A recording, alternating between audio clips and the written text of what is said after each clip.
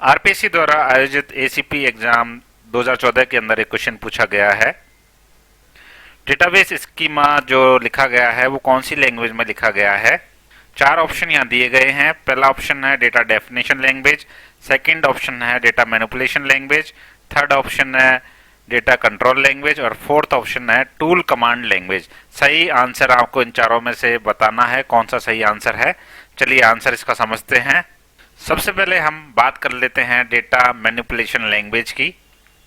तो data manipulation जो language है इसको हम डीएमएल भी बोलते हैं और ये काम क्या आता है, क्वेरी लिखने के काम में आता है और डेटा को मॉडिफाई करने के काम में आती है ये लैंग्वेज। तो इसके एग्जांपल आप देख सकते हैं। सेलेक्ट से हम डेटा सेलेक्ट करने का काम करते हैं। तो ये क्वेरी है, सेलेक्ट क्वेरी। इंसर्ट क्वेरी जिससे हम डेटा के कॉलम में कुछ इंसर्ट कर सकते हैं। डेटा अपडेट करना, डेटा को डिलीट करना, ये क्या है, डेटा मैनिपुलेशन लैंग्वेजेज हैं। उसके बाद दूसरी लैंग्वेज आती है हमारी data control language. Data control language जैसा कि आपको पता चल रहा है कि हमें डेटाबेस के एक्सेस को कंट्रोल करना है, तो मैंने यहाँ लिख दिया used for defining access control. और ये 2 तरह का इसमें कमांड होती है। एक तो ग्रांट जिससे हम किसी यूजर को ग्रांट करते हैं, परमिशन देते हैं, और रिवोक मतलब किसी को डिसअलाउ करते हैं डेटा कंट्रोल करने के लिए।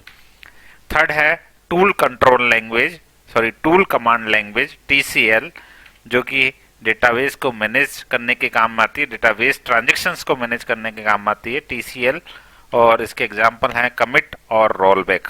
कमिट का मतलब जो भी हमने परिवर्तन किए हैं उनको परमानेंट करने के लिए कमिट काम में आता है, और रोलबैक मतलब जो भी हमने परिवर्तन कर दिए हैं उनको वापस पलटना है तो हम रोलबैक का इस्तेमाल करते हैं।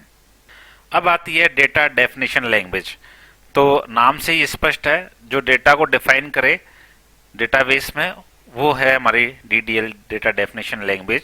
तो ये जो लैंग्वेज है ये क्या करती है, जो हमारा स्कीमा है, जो हम टेबल बनाने जा रहे हैं उसका क्या स्ट्रक्चर होगा उसको डिफाइन करती है, और अलग अलग एंटिटीज के बीच में क्या रिलेशनशिप हम बनाएंगे, कैसे उसको बनाएंगे, ये सब डेटा डेफिनेशन लैंग्वेज हमको बताती है।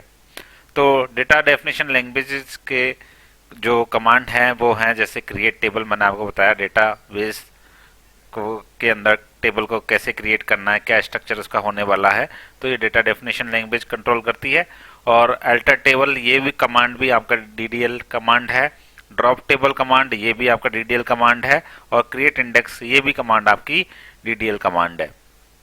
तो क्वेश्चन में पूछा गया है the database schema is written, जो हम डेटाबेस के अंदर टेबल बनाते हैं उसका जो स्ट्रक्चर है वो कौन सी लैंग्वेज के अंदर लिखा जाता है। तो इसका जो सही आंसर है हमारा डेटा डेफिनेशन लैंग्वेज रहेगा। इस इंफॉर्मेशन के आधार पर काफी क्वेश्चन बनाए जा सकते हैं। जैसे एक क्वेश्चन है which is not a DDL command, इनमें से कौन सी डीडीएल कमांड नहीं है। आप देखिए क्रिएट टेबल आपकी डीडीएल कमांड है, ड्रॉप टेबल आपकी डीडीएल कमांड है, रिवोक आपकी डीडीएल कमांड नहीं है, क्योंकि रिवोक से आप यूजर्स की परमिशन को हटाते हैं। तो ये डेटा कंट्रोल लैंग्वेज का एग्जांपल है रिवोक, और अल्टर टेबल भी आपका डीडीएल लैंग्वेज का है। तो आपको नॉट डीडीएल कमांड पूछा गया है तो इसका सही आंसर होगा हमारा रिवोक।